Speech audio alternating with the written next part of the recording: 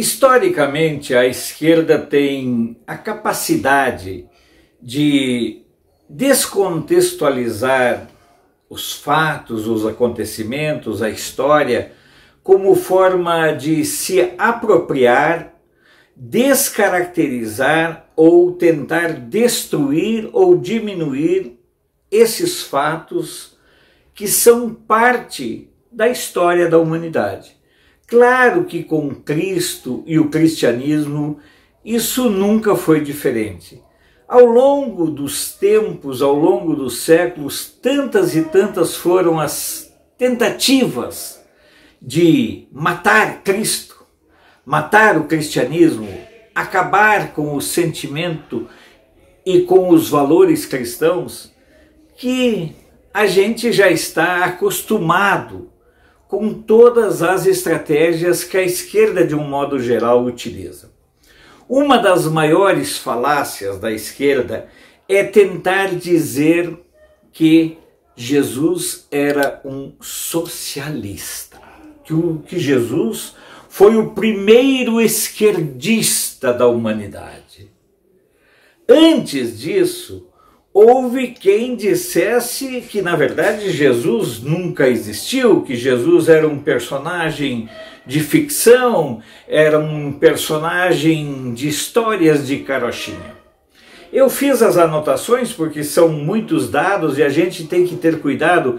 Eu não sou teólogo, eu não sou um estudioso de teologia, eu sou um cristão, eu sou um luterano, eu sou um jornalista que tenho um profundo respeito pela religião e pela fé. E é nesse sentido que eu quero conversar com vocês e mostrar essa falácia criminosa, leviana, irresponsável e patife da esquerda em tentar se apropriar de Jesus, que é símbolo de amor, de bondade e caridade, em um Jesus como sendo um paradigma, como uma referência de socialismo ou de comunismo, algo que ele nunca foi.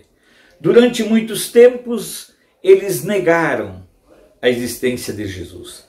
Definitivamente isso caiu por terra lá quando, em 1946, nas cavernas do deserto da Cisjordânia, perto do Mar Morto e da antiga cidade de Qumran, foram descobertos os chamados manuscritos. O que eles diziam? Confirmavam em textos originais tudo aquilo que a Bíblia, como nós a conhecemos, falava.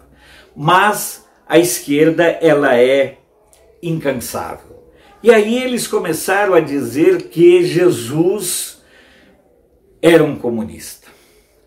É preciso primeiro entender: o tempo de Jesus não é o mesmo tempo nosso. Os conceitos são totalmente diferentes. O conceito de propriedade, por exemplo, totalmente diferente.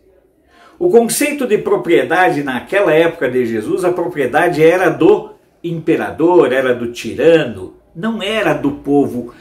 A pessoa morava numa propriedade, mas o dono da terra era o imperador.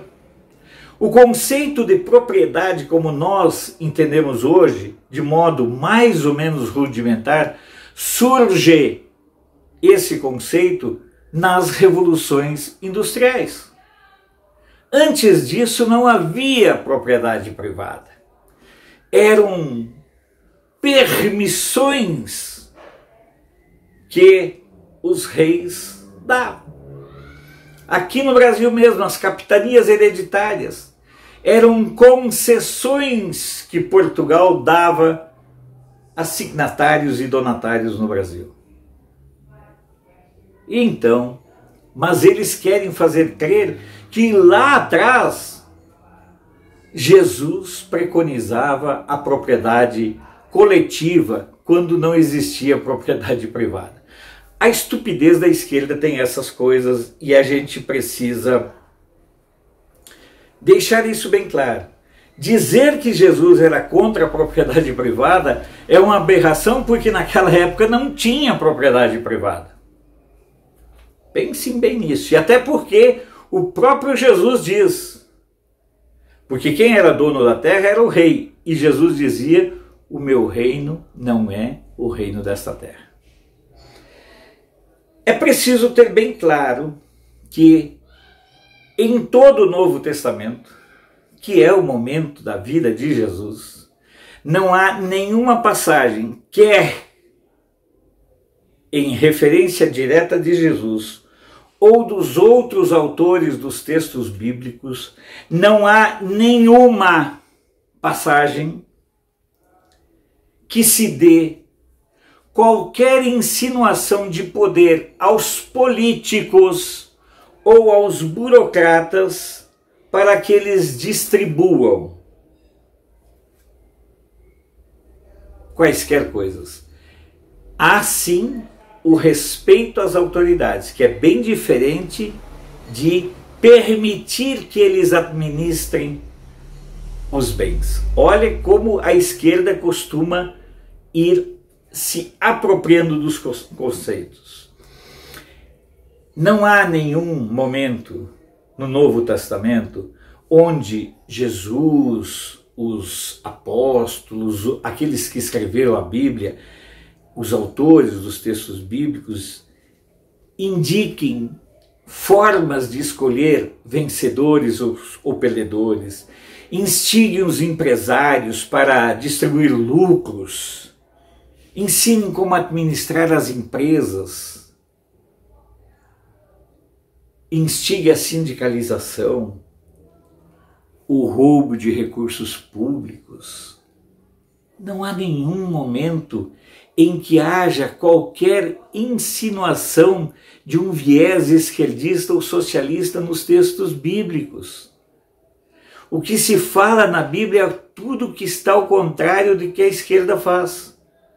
Se vocês conhecerem, porque eles falam especificamente de Jesus, em algum momento em que Jesus aceita o aborto, a invasão de propriedade, em que Jesus aceita todas as outras questões que são tão caras à esquerda, vocês, por favor, nos comentários aqui embaixo me indiquem, porque eu não conheço. E é importante que a gente vá desmascarando eles. Mas há várias passagens nas quais os fariseus querem colocar Jesus em situações de conflito com a autoridade, como na questão da sonegação de impostos. E o que o Messias responde? Dai a César o que é de César e dai a Deus o que é de Deus. Esse é o ensinamento principal. Cumpra-se a lei. Não se pode, e aí é a grande questão que eu quero enfatizar com vocês, não se pode confundir a caridade cristã com a explicação que a esquerda defende, com a transformação dos pobres em dependentes de favor. Caridade cristã não é botar uma coleira em alguém e torná-la dependente do favor do Estado. Caridade cristã é ajudar quem necessita em momentos de necessidade e ensinar essa pessoa a vencer as adversidades com a ajuda de Deus. Isso é caridade cristã. O resto é clientelismo político, proselitismo político, que alguns fazem, inclusive usando o nome de Deus. É muito diferente. Tem, por sinal, nessa questão do uso dos pobres, tem uma passagem pouco antes da crucificação, quando uma mulher lá em Betânia, ela quebra um vaso de alabastro cheio de nardo puro, que era algo valiosíssimo, e derrama na cabeça, derrama sobre Jesus. Alguns discípulos, dizem que o petista Judas era o principal deles, exclamavam, cheios de muxoxo junto com outros, mas pá, que desperdício! Esse nardo aí daria 300 dinares, quanto dinheiro a gente poderia ajudar os pobres, dar para os pobres. Na verdade ele estava querendo era afanar. Ele era um típico petista, né? Queria afanar, queria roubar. Ele estava pensando assim, poxa, eu vendo por 300, eu pego 70%, fico com 210. Bom, e o que Jesus, ouvindo aquele muxoxo, aquele buchincho todo, ele diz uma coisa muito simples nessa questão. Os pobres estarão sempre com vocês e vocês podem ajudá-los sempre que quiserem. Observem a palavra que Jesus usa. Os pobres estarão sempre com vocês e vocês poderão ajudá-los sempre que quiserem. É diferente querer de ser obrigado a ajudar. Em outra passagem, em Lucas, um homem quer que Jesus obrigue o seu irmão a dividir o dinheiro que ele tinha com ele, irmão. O irmão de repente trabalhou mais, enquanto o outro ficou lá em reunião de sindicato, né, conversando nos puteiros lá, sabe-se lá fazendo o quê, e o irmão trabalhando de sol a sol, e o outro só no bem bom das tabernas lá, tá, tomando vinho. E aí ele chega para Jesus e diz para Jesus, pô Jesus, manda meu irmão aí dividir a grana dele comigo. E o que diz Jesus? Homem, quem me pôs a mim por juiz ou repartidor entre vós? E ele desanca este homem por conta da sua inveja. Inveja que, por sinal, lá no Antigo Testamento, levou Caim a matar Abel. Observem bem que o petista quer que Jesus obrigue aquele que trabalhou, reparta o seu dinheiro. Isso é típico. Tem muita gente da teologia da libertação que é a favor disso. Que os que têm dinheiro se sintam envergonhados pelo dinheiro que conquistaram. O cristianismo não tem nada a ver com a culpabilização do dinheiro. Isso é muito importante que a gente deixe claro. Durante muitos séculos, e aqui eu faço uma crítica com toda tranquilidade, durante muitos séculos, a Igreja Católica tinha uma culpabilização do dinheiro para que mantivessem os pobres sob controle. Oh não, o reino dos céus é dos pobres. Mas o acordo deles mesmo era com os ricos. Vendia indulgências para os ricos. Pegava dinheiro dos ricos. Até que o protestantismo veio liberar o dinheiro da maldição. Nenhum dinheiro é pecaminoso se lhe for ganho com o trabalho honesto. O dinheiro só é amaldiçoado quando ele vem do trabalho sujo, que é o típico dinheiro do esquerdista, que vem da corrupção, que vem do tráfico, que vem da prostituição. É esse dinheiro que não é um dinheiro abençoado.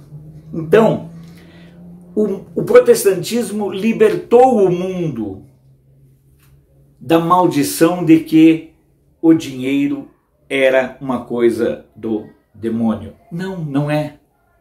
O dinheiro existe E ele, todos os momentos, ele é referenciado como algo positivo, desde que seja conquistado com o seu trabalho e com o seu esforço.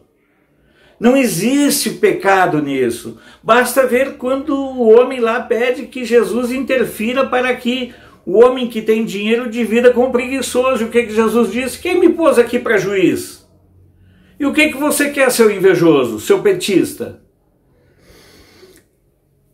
É importante que a gente ressalta que caridade cristã é muito diferente do esbulho praticado pelo Estado e pelas organizações do Estado. Em todo o Novo Testamento, temos a bondade pessoal como valor. Jamais o Estado como ente, porque é o Estado, através de Pilatos, quem lava as mãos. É o Estado que reconhece que Jesus não cometeu nenhum crime, mas lava as mãos, para que a justiça dos homens decida o que fazer. Agora, vocês, ainda em relação à Bíblia, vocês já pensaram se naquela parábola lá do bom samaritano, em vez do bom samaritano, aquela pessoa que foi atendida pelo bom samaritano ficasse ali esperando o camelo de primeiros socorros? Vocês já pensaram? Estaria esperando até hoje. É a bondade pessoal que é ressaltada e enfatizada em todo o Novo Testamento. É importante que a gente destaque isso. A esquerda vai deturpando tudo. É inerente à esquerda deturpar. Não fariam diferente com a palavra da Bíblia, com a Bíblia. Por exemplo, eles dizem que quando Jesus expulsa os vendilhões do templo, ele é contra o comércio. Não, ele não é contra o comércio. Ele é contra a promiscuidade dentro da casa do Pai, dentro da casa de Deus. E aí eu volto a dizer, da mesma forma como a reforma foi contra a venda de indulgências, que era uma promiscuidade. Ao expulsar os vendilhões, Jesus não foi contra o comércio, mas foi contra o comércio dentro da casa de Deus. Isso é muito importante que a gente enfatize. Há uma outra passagem que eles costumam usar muito, que é aquela do: é mais fácil um camelo passar pelo buraco da agulha do que um rico entrar pelo reino dos céus. Não tem nada a ver com riqueza, é preciso entender do ponto de vista da avareza. Essa mesma avareza que norteia a ambição desmedida da esquerda pelo poder. Olha os bilhões que esses caras roubaram. Eles foram flagrados pela avareza. Eles foram pegos pela avareza. Eles devolveram 5 bilhões e há um cálculo de especialistas que dizem que quem devolve no máximo 10% do que roubou.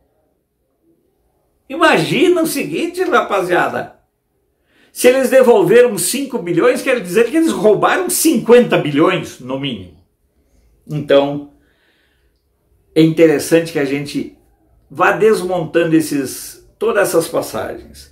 E são tantas as passagens na Bíblia que a gente poderia ir desmascarando todas as questões. Mas eu quero terminar essa nossa conversa com uma demonstração clara do Jesus que premia a meritocracia. É a parábola dos talentos.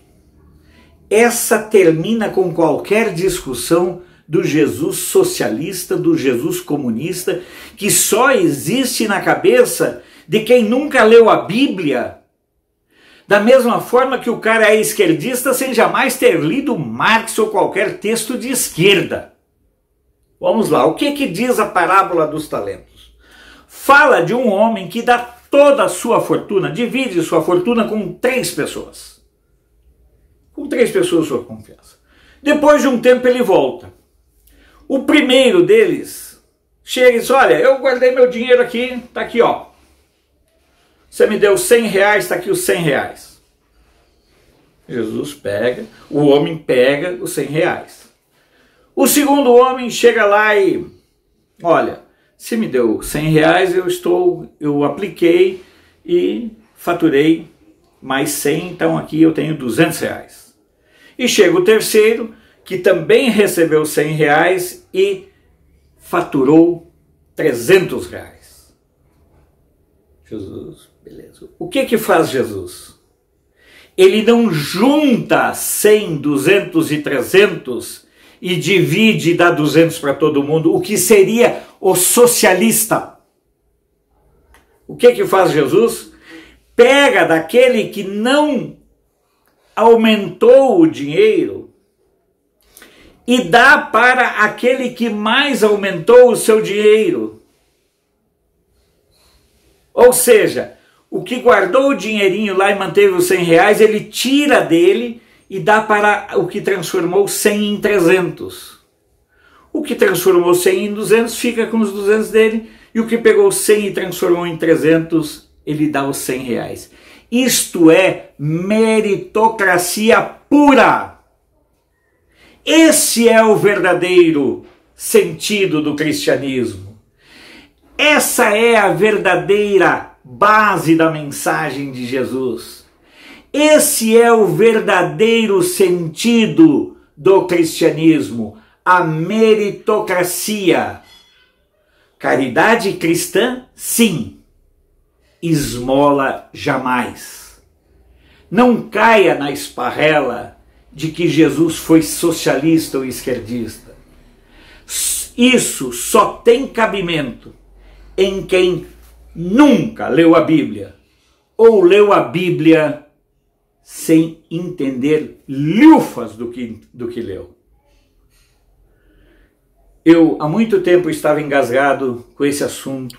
Eu não sei se eu fui capaz de dizer tudo o que eu gostaria, mas eu espero que vocês nos comentários aprofundem e ajudem com mais informações.